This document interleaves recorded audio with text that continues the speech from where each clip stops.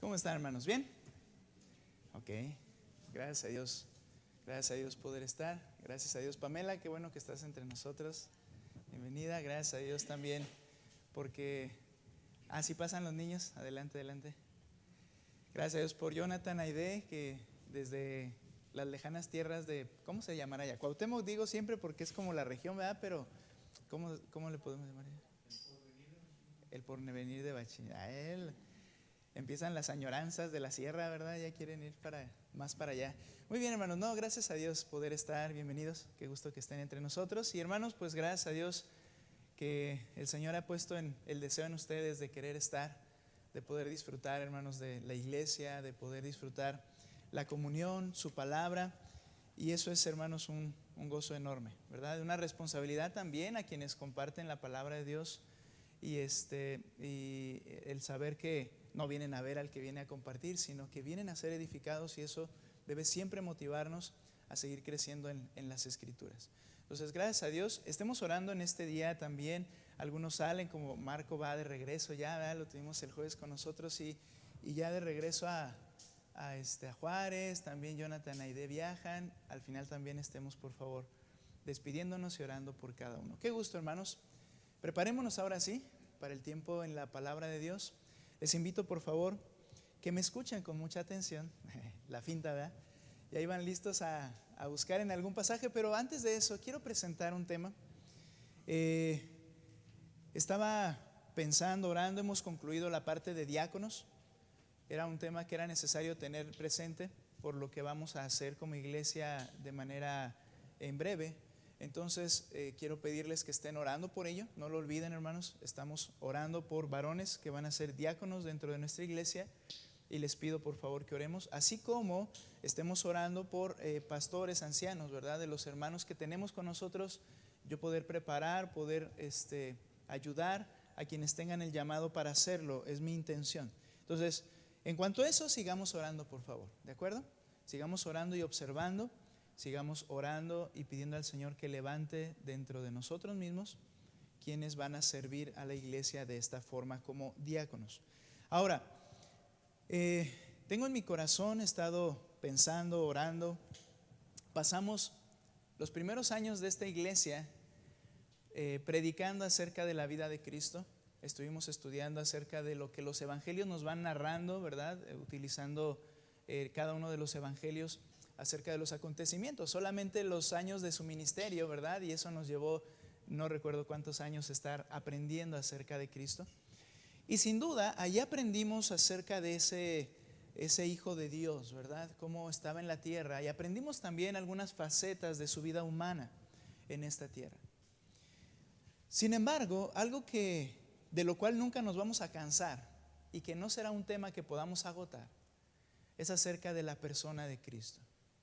No podemos agotar el tema, jamás, por la eternidad no lo podremos agotar.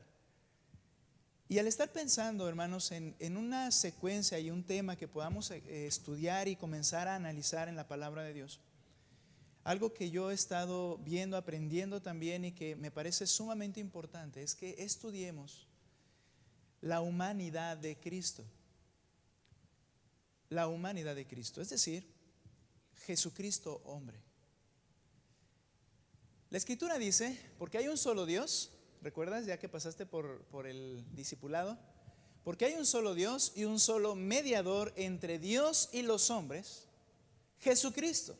¿Y ahí se termina? No. El texto dice Jesucristo hombre.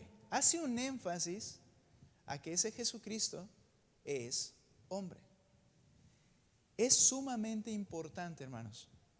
Así como exaltamos que Jesús es el Hijo de Dios y es Dios mismo, y lo mostramos en la Escritura para debatir cualquier idea de que era un simple hombre, corremos el riesgo de irnos hacia un lado peligroso. ¿Cuál lado? Olvidar si realmente era un hombre real o no. ¿Cuál es nuestro concepto de Jesús? Quizá algunos piensan, bueno, era Dios, tenía un aspecto como hombre, pero hombre, era Dios. Y nos quedamos con ese lado. Y es sumamente importante lo que hizo el autor allí, lo que hace Juan en su carta, enseñar y demostrar que Jesucristo era hombre. ¿Qué tan humano era?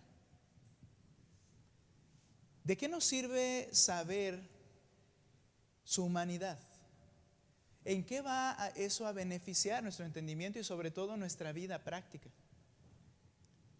Hoy vamos a comenzar un estudio y en esta sesión vamos a hacer la introducción de ese tema. Ese estudio se llama Jesucristo hombre y en cada sesión vamos a ir estudiando un aspecto de ese Jesucristo hombre, porque la Biblia enseña la plena humanidad de Jesús. Y cuando digo plena humanidad de Jesús, estamos diciendo que Él era un hombre como tú y yo lo somos. No era un humano de un semi-humano, era un hombre. Y quizá al decir esta afirmación ya comenzamos así como nosotros. ¿Sabes? Quiero introducir de esta manera el tema. Vivimos en una sociedad materialista. De hecho, podríamos decirlo de esta manera. Somos y tenemos la tendencia permanentemente materialista, cuya más grande prioridad, la más grande meta, es la de poseer. No, pastor, ¿cómo que yo no soy así? Pero escucha, poseer en el menor tiempo posible y con el menor trabajo requerido la comodidad que cree merecer. No solo en el aspecto económico, sino también en lo emocional, en lo social y en la salud. Esa es una meta de la sociedad materialista, poseer lo que creo que necesito. El jueves, ¿recuerdas que hablábamos de las verdaderas necesidades y las falsas necesidades? Bueno, esa sociedad materialista va en busca de aquello que yo digo que necesito, ya sea económico, ya sea emocional, ya sea social o de salud. Es por ello que tenemos en nuestros teléfonos móviles aplicaciones para hacernos de dinero que queremos sin hacer nada, solo apostar a la suerte. Aplicaciones por medio de las cuales podemos encontrar el amor en 3 pasos o recibir la satisfacción que no me es provista, y eso sin salir de casa. Aplicaciones para convertirnos en personas reconocidas y escuchadas en nuestra sociedad sin siquiera haber sido conocido en persona. ¿Cómo se les llama? Redes sociales. No hay una red social física, pero tengo redes sociales en las cuales más famoso me puedo hacer. Tenemos también aplicaciones que me ayudan a creer que tendré una larga vida y un cuerpo atractivo porque ya di los n el número de pasos que debía dar en este día. Entonces estoy mejor que antes. Y por cierto, todo es gratis, y entre comillas, porque tienes que tolerar un bombardeo diario de las cosas que requiero conseguir por medio de una tarjeta de crédito o una suscripción, y en eso se gira y vive el día a día de nuestra sociedad. Ahora, si pensando en esto agregamos algunos aspectos indeseables de nuestra vida diaria, como las jornadas de trabajo sumamente extensas, tan extensas que incluso debo estar disponible en mi casa para hacer el trabajo en caso de que lo requieran. Aspectos indeseables de nuestra vida diaria, como que papá y mamá están enrolados en el trabajo para apoyar a la economía en empleos de similar impacto, tanto en tiempo como económico.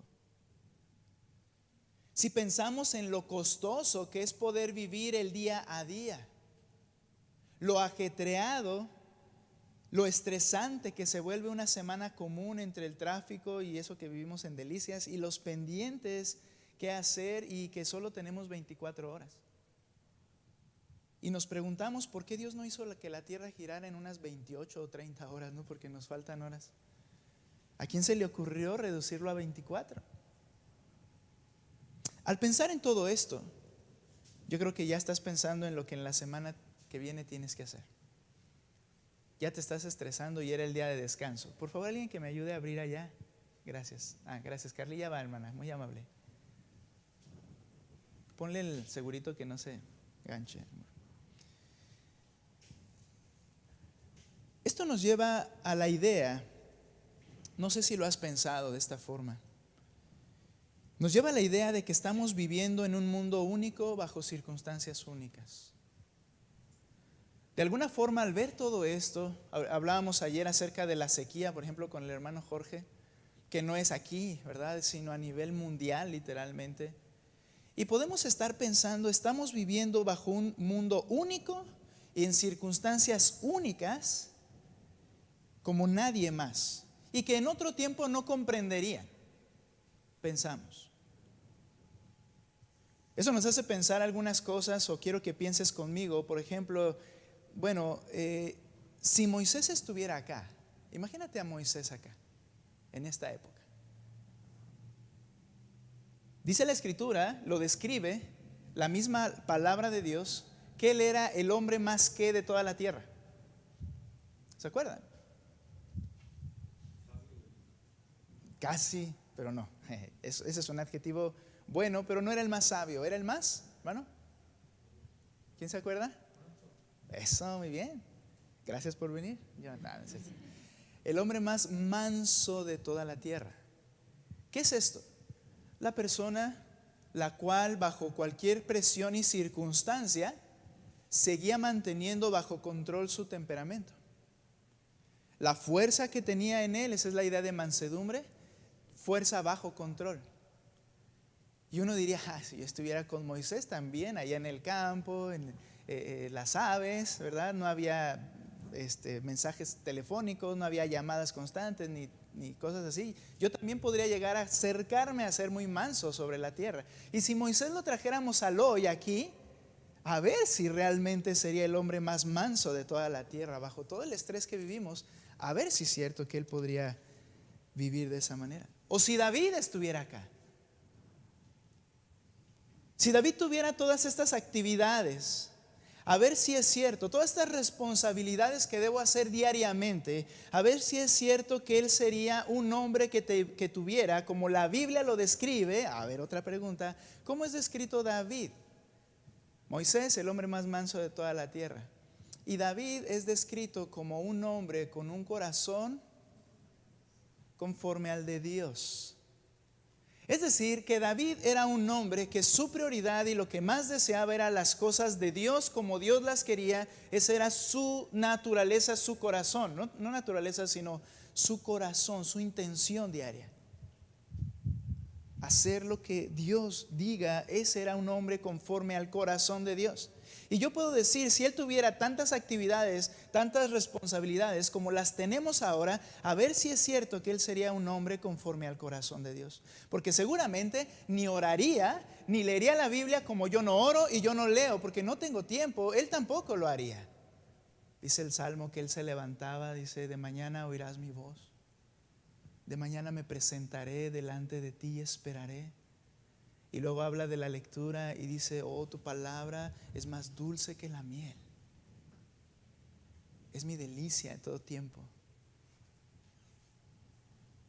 Pero diríamos, si lo trajéramos acá, no lo haría. No hay chance, no se puede. ¿Y qué si Pablo viviera hoy? He mencionado a 3 héroes que normalmente usamos en las Escrituras. Si Pablo viviera hoy, quizás se espantaría al ver lo que vemos. Viviría tan estresado como que ahora le costaría decir esa frase tan popular que dijo, para mí el vivir es Cristo. Pues sí, Pablo, en el tiempo en el que vivías, pero mira esta sociedad en la que yo vivo. ¿Y por qué su vivir ya no sería Cristo? Porque lo dividiría entre múltiples actividades, iglesia, trabajo, hogar. Y por cierto, lo pensaría 2 veces antes de afirmar, y para mí el morir es ganancia. Porque ¿quién tiene tiempo para morirse con tantas obligaciones? ¿Quién se quiere morir porque hay tanta cosa que hacer? Ellos hablaban en su tiempo, bajo sus circunstancias, y ahora en el tiempo que vivimos hay una brecha tan grande que no es lo mismo. Quiero que recuerdes algo antes de continuar con esta idea, ¿verdad? Esto que estoy presentando. Dijo el rey más sabio de toda la tierra, antes que Jesús, Salomón: nada hay nuevo debajo del sol. Lo que es, ya fue. Y lo que fue, un día volverá a ser. Todo es vanidad. No hay nada nuevo. Sin embargo, sentimos que vivimos en un mundo muy particular y bajo circunstancias que nadie más quizá podría entender. Aún más, nos sentimos tan en desventaja y alejados de las verdades bíblicas porque llegamos a pensar en Jesucristo. Y llegamos a pensar en Jesucristo que, ya que es Dios, ¿no es cierto? Esta es nuestra idea principal. Ya que es Dios, pudo pasar por el mundo sin tantas complicaciones.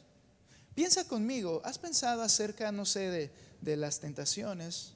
¿Has pensado acerca del momento en que la barca se fue a medio lago, ¿no? Y entonces el Señor pues tenía que ir en la barca. ¿Y cómo le hizo? ¿Cómo llegó a la barca en medio del lago? ¿Cómo lo hizo? Caminando. ¿Y qué dirías? ¿Cuál es la respuesta? Pues es que es Dios. Yo si camino, me pasa como a Pedro, me hundo. Él tenía una ventaja. Esta es nuestra idea. Esta es nuestra idea cristiana. Él tenía una ventaja, era Dios. Entonces, pudo caminar sobre el agua, pudo vencer las tentaciones, pudo soportar las aflicciones. Tentaciones es diferente a aflicciones. Pudo hacer lo que tenía que hacer.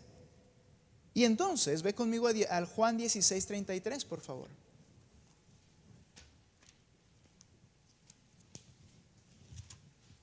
Juan 16:33. Y en la medida de lo posible, hermano, quiero invitarles a que vayamos migrando nuestra versión de la Biblia para tener una en común, ¿de acuerdo? Les quisiera invitar a eso. Vea lo que dice Juan capítulo 16, verso 33, por favor. Juan 16, 3, ¿ok? Ahora, como Él era Dios, Él podía decir esto. 16:33. Estas cosas les he hablado para que en mí tengan paz. En el mundo tienen tribulación, pero confíen, yo he vencido al mundo. Y podríamos decir, bien, sí, ¿por qué Él pudo vencer al mundo? ¿Cuál es la respuesta que viene fácil, rápida, inmediata? Porque Él era Dios. Pudo vencer al mundo porque Él era Dios. ¿Sabes? La idea de este texto, aunque en la marcha en lo que iremos estudiando sé que lo veremos, pero la idea de este texto es decir, yo vencí al mundo, tú puedes vencer al mundo. No, yo vencí al mundo y no te preocupes, yo haré algo, pero yo fui el que vencí al mundo. No. Pensamos que Él podía decir esto y hacer esto. ¿Cuántas veces he oído cristianos al ir estudiando, al ir aprendiendo cada vez más, decir, la vida cristiana es difícil? Y quieras que no, estás llamando a Dios mentiroso. Quieras que no, estás llamando a Jesús mentiroso. ¿Por qué? Porque Él dijo, mi yugo es fácil y ligera mi carga. Y yo le estoy diciendo, es que eres Dios. Es que eres Dios. Tú por eso pudiste.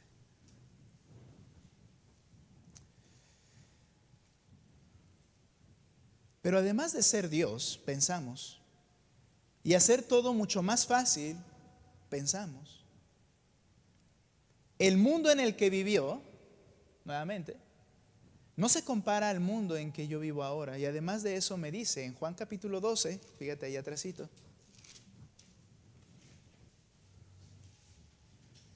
Juan capítulo 12, versículo 23. Jesús les respondió: ha llegado la hora para que mira esta frase, el Hijo del Hombre. Mira, déjalo traduzco de una forma o déjalo suplo por otra palabra que no es herejía.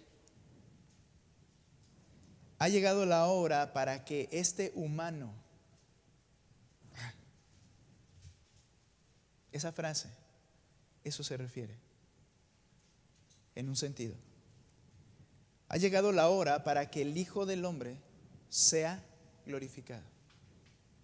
Ahora le habla a los humanos que estaban allí y nos habla de manera extensiva a nosotros. En verdad les digo que si el grano de trigo no cae en tierra y muere, se queda solo, pero si muere produce mucho fruto. Un principio natural de la siembra. Cuando una semilla cae en la tierra por medio de la humedad, esa semilla se abre. Y esa muerte implica enterrarlo, obviamente, pero también que esa semilla muere para transformarse en otra cosa. Y entonces viene fruto, y está hablando de su muerte. Él está diciendo, es tiempo de que yo sea glorificado, porque solo cuando yo muera, entonces el plan redentor de Dios dará fruto.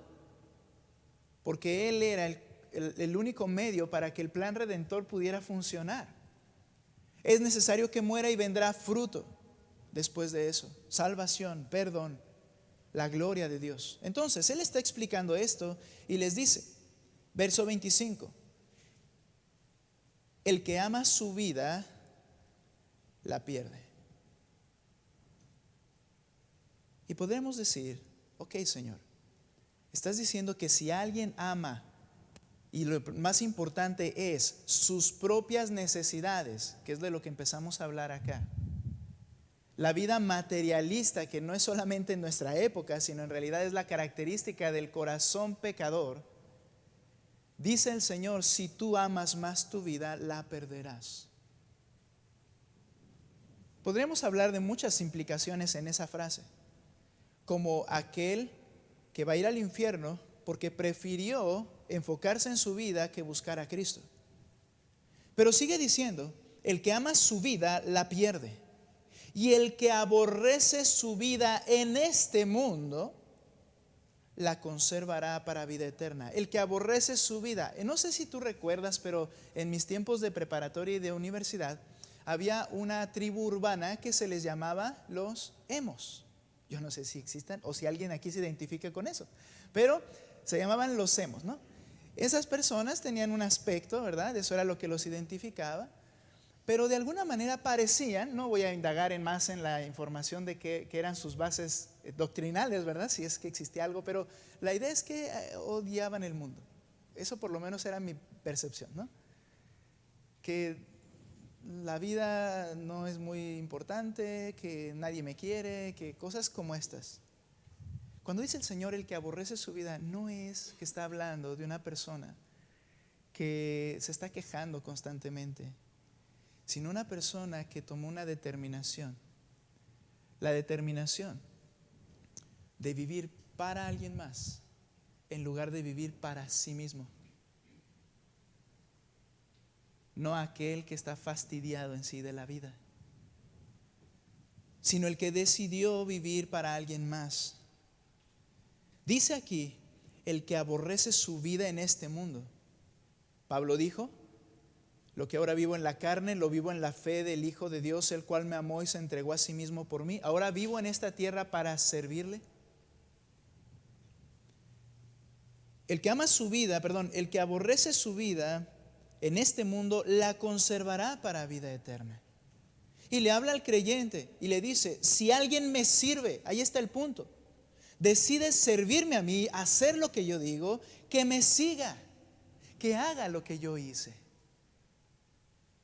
Seguir a Cristo, hermanos, es poner los pies donde Él los puso.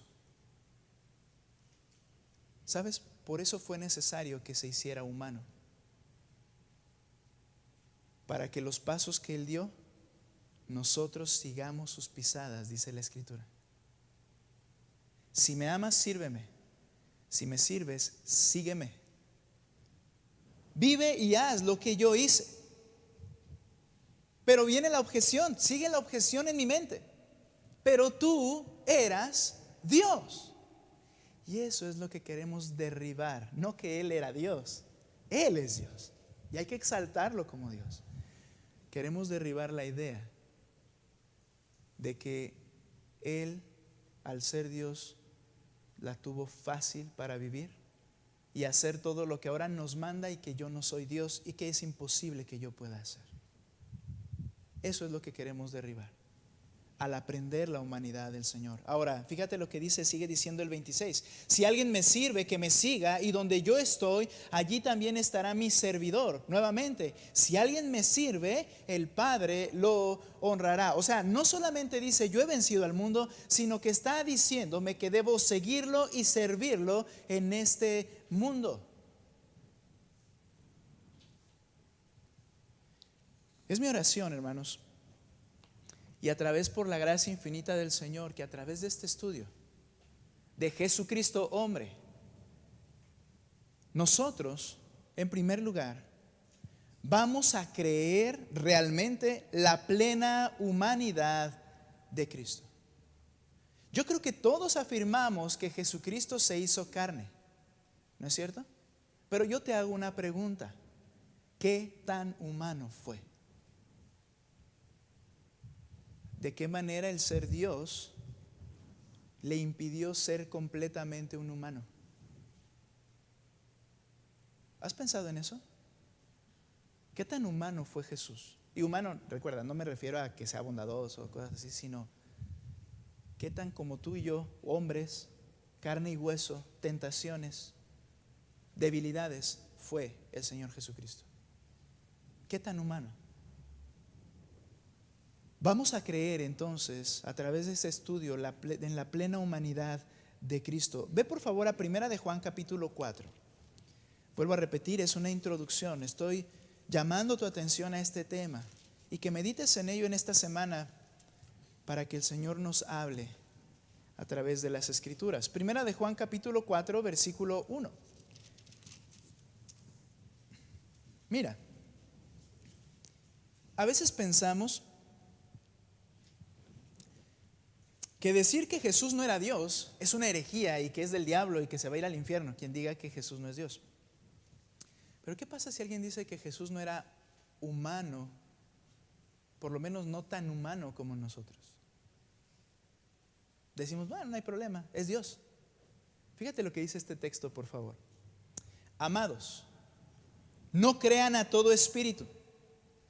Es decir, una persona que viene y comienza a enseñar algo, sino prueben los espíritus para ver si son de Dios, porque muchos falsos profetas han salido por el mundo.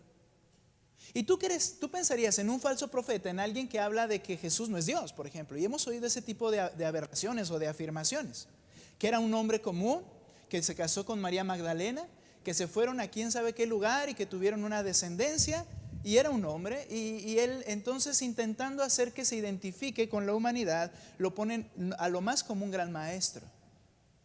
Hay un evangelio de Santo Tomás, falso por cierto, que enseña y promueve esta idea.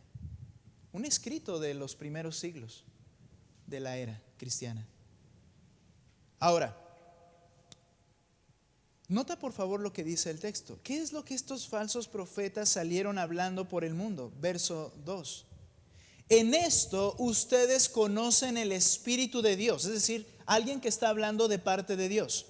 Todo espíritu que confiesa que Jesucristo ha venido en carne es de Dios. Podrías decir, pastor, pero eso no es problema. ¿Quién puede negar que Cristo había venido en carne? Te adelanto un poquito a uno de los principales problemas al principio de la iglesia. Hay quienes decían, Él tenía una apariencia humana. Tenía un cuerpo, tenía un físico, pero no era un humano. Porque si hubiera sido humano, Él entonces estaría sujeto a las debilidades y pecados como nosotros. Entonces en la iglesia se empezó a enseñar que Él parecía humano, pero es el Hijo de Dios. Y diríamos, no hay problema. Dice aquí, ese es el espíritu falso. El que dice que Jesús, que el Hijo de Dios, no fue carne, como tú y yo somos carne. Esa falsedad comenzó a corromper a la iglesia del primer siglo. Todo aquel que confiesa que Jesucristo ha venido en carne es de Dios. Y todo espíritu que no confiesa a Jesús no es de Dios.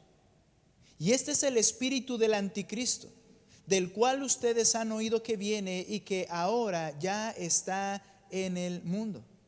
Hijos míos, ustedes son de Dios y han vencido a los falsos profetas, porque mayor es aquel que está en ustedes que el que está en el mundo. Ellos son del mundo, por eso hablan de parte del mundo y el mundo los oye. Nosotros somos de Dios. El que conoce a Dios nos oye, el que no es de Dios no nos oye. En esto conocemos el espíritu de verdad y el espíritu del error. ¿Y cuál era la base? Que negaban que Cristo, que Jesús había sido realmente humano, hermanos. Necesitamos aprender y crecer en el entendimiento y en la fe de qué tan humano fue Jesús, el Hijo de Dios. Cuando nosotros entendemos esto, viene una segunda razón o un segundo propósito o meta de este estudio que en la gracia de Dios espero que podamos lograr. Después de creer la plena humanidad de Cristo, vamos a echar mano de la plena humanidad de Cristo. Mira lo que dice Hebreos capítulo 4, por favor. Ve conmigo a Hebreos capítulo 4.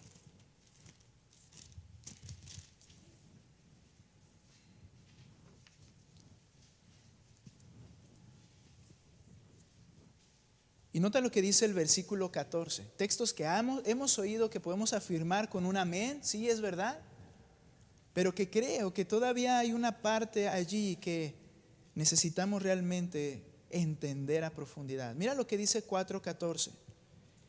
Teniendo pues un gran sumo sacerdote que trascendió los cielos, Jesús, el Hijo de Dios, retengamos nuestra fe.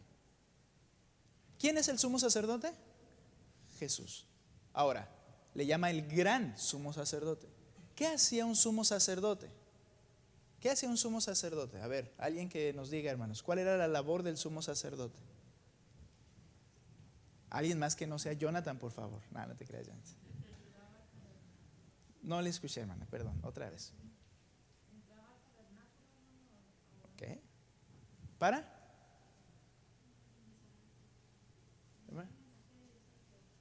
Bueno, eso es afuera, llevar el mensaje de Dios al pueblo. Pero cuando entraba al tabernáculo, siguiendo esa idea, que va bien, ¿a qué entraba al tabernáculo?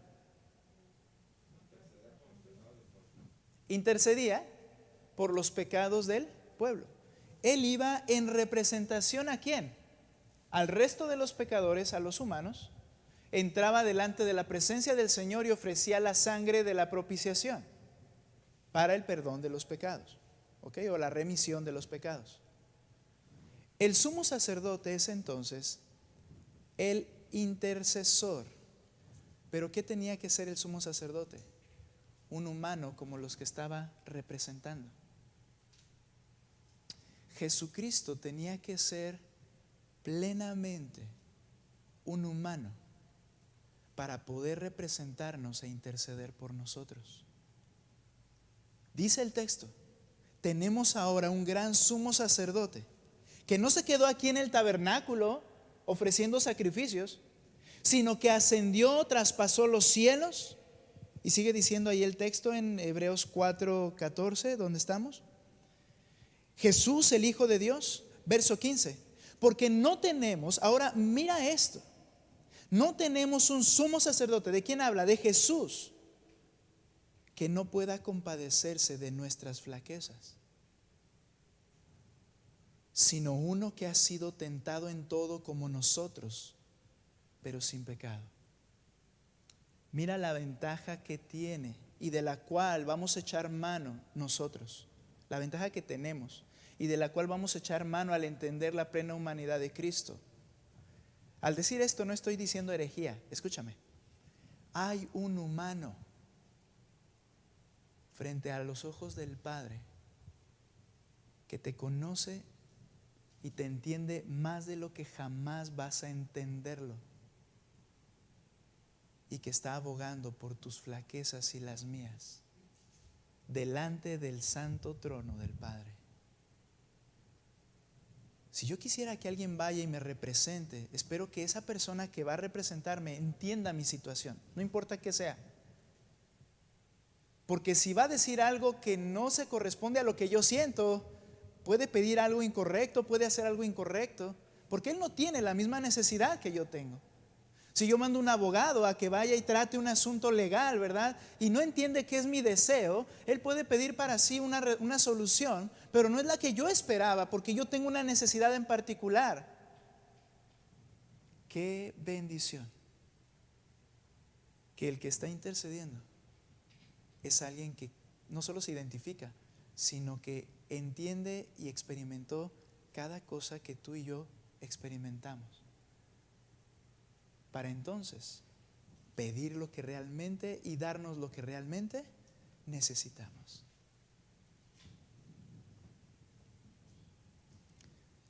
Dice el verso más, versículo 16, ya leímos el 15. Por tanto, mira cómo echas mano de la humanidad de Cristo. Acerquémonos con confianza al trono de la gracia. Solo cuando entiendes que es un humano el que está allí. Herejía es Dios, sí, pero es un humano el que está allí. Te puedes acercar con confianza al trono de la gracia para que recibas misericordia y hallemos gracia para la ayuda oportuna, para el momento de necesidad, para el momento en que estoy sufriendo, para el momento en que estoy padeciendo. Puedo ir con toda confianza de que Él me entiende, y no porque sea Dios, sino porque es un hombre, pero sin pecado. Cuando podemos entender la plena humanidad de Cristo y creerla, echamos mano de una esperanza que quizá nunca hemos tenido en nuestros corazones. Piensa en esto. Tenemos a un humano, Dios, amándonos, perdonándonos y con el poder de proveer todo, porque es infinito en poder, proveer todo lo que realmente yo necesito. Y entonces, después de creer la plena humanidad de Cristo, echar mano de esa plena humanidad de Cristo a nuestro favor, vamos a exaltar a Jesucristo como hombre. Apocalipsis capítulo 1, por favor. Mira lo que hace Juan. Ese mismo Juan escribe Apocalipsis, el mismo Juan que decía, el que es el falso profeta, dice que Cristo no vino en carne realmente. Ese mismo Juan, mira cómo dice en Apocalipsis capítulo 1, versículos 4 al 8. Juan, el escritor, Dios le habló lo que escribiera a las 7 iglesias que están en Asia. Gracia y paz a ustedes. Nota, por favor. De parte de aquel que es, habla de su eternidad, que era y que ha de venir. Muy bien. El que es y que era se aplica a Dios en cualquiera en su esencia. Dios es y era y será por siempre. Pero luego dice, y el que ha de venir. ¿Quién es este? El hombre Jesús. Él es el que ha de venir. Bien, está hablando en nombre de Él. Y está hablando de Él. Y entonces nota lo que dice. El que era, el que ha de venir. Y de parte de los 7 espíritus que están delante de su trono. Y de parte de Jesucristo, el testigo fiel. Es una confirmación. No es que aquí habla de Jesús, entonces el que ha de venir es otro. No, simplemente está repitiendo y afirmando quién es esa persona. De parte de Jesucristo, el testigo fiel. Un testigo en inglés ¿Cómo se le dice? Ahí sí, en inglés. ¿Cómo se le dice a un testigo en inglés? ¿La palabra? Ok, ¿qué significa? Bueno, si le agregas el I, ¿no? ¿No es eyewitness? Ok, ¿qué implica eso? Alguien que estuvo presente y vio. Un testigo no es el que va y dice lo que cree que pasó, sino el que estuvo presente, vio y entonces va y dice lo que pasó. ¿Quién vio y experimentó lo que es ser un humano? El testigo. ¿Quién fue y experimentó lo que es ser Dios? Porque es Dios, Jesucristo. Y Él vino y nos habló de lo que es Dios, y Él fue y llevó lo que es ser humano realmente. El testigo fiel. El primogénito de los muertos, el primero que murió y resucitó para no volver a ver muerte. El soberano de los reyes de la tierra, este mismo, al que nos ama y es humano, y nos libertó de nuestros pecados con su sangre, e hizo de nosotros un reino, sacerdotes para Dios su Padre. A Él, a ese humano Jesucristo, sea la gloria y el dominio por los siglos de los siglos. Amén. Él viene con las nubes y todo ojo lo verá, aun los que lo traspasaron. No puedes traspasar a Dios, pero a un humano sí que lo traspasaron. Al que lo traspasaron, y todas las tribus de la tierra harán lamentación por él. Sí, amén. Yo soy el alfa y la omega. Esta es la afirmación de su deidad. Alfa, es decir, que antes de Él no hay nada. Omega, que después de Él no hay nada. No es el beta, que es la letra segunda del griego. Dice: yo soy el alfa y la omega. Dice el Señor Dios, nuevamente, el que es, que era, el que ha de venir. Y nota esta frase: el todopoderoso. Tenemos a un hombre todopoderoso que nos ama, nos comprende e intercede por nosotros. Vamos a exaltar a Jesucristo hombre, como lo hace Juan. A Él sea la gloria por los siglos de los siglos. Amén. Hermanos, a través de este estudio aprenderemos de Jesucristo hombre, y es quien merece toda nuestra adoración. Necesitamos creerlo, conocerlo y así poder exaltarlo. Vamos a ir a través de los evangelios, vamos a ir a través de escenas particulares en donde voy a intentar demostrar en la escritura cómo Él estaba en una condición plenamente de hombre, para que podamos entender, hermanos, los grandes recursos que tenemos en nuestro Salvador, Señor y hermano. Estoy usando muchos términos que quizá causen así como que, dice, Él no tiene temor de llamarnos hermanos. Él no tiene temor de llamarnos amigos. Y Él es tu Salvador, Jesucristo. Que el Señor nos guíe a través de este estudio, y oren mucho, hermanos, por estas enseñanzas. Vamos a concluir orando, por favor. Oremos. Señor, tú estás en tu trono. Tú estás ante el Padre y estás por nosotros. Tantas veces nos hemos sentido desesperanzados porque sentimos que nadie nos entiende, que nadie ha experimentado lo que estamos pasando en este momento, y que mucho menos nadie tendrá el poder para solucionar lo que estoy sufriendo, o la tentación que estoy luchando, o el pecado que me está aquejando. Pero, Señor, tú sí lo entiendes, y tú sí tienes el poder para proveer nuestra necesidad. Por eso podemos venir confiados ante tu trono, darte la honra y gloria y pedir tu ayuda, porque tú, Señor, nos comprendes perfectamente. Yo te ruego, Señor, que podamos conocerte, lo que tu palabra, no fuera de ella, lo que tu palabra nos enseña acerca de tu humanidad y cómo tú sigues siendo humano.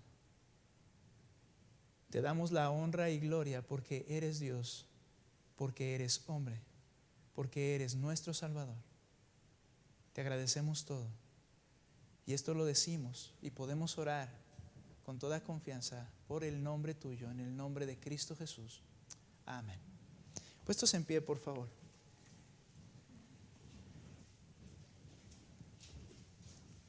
Él es el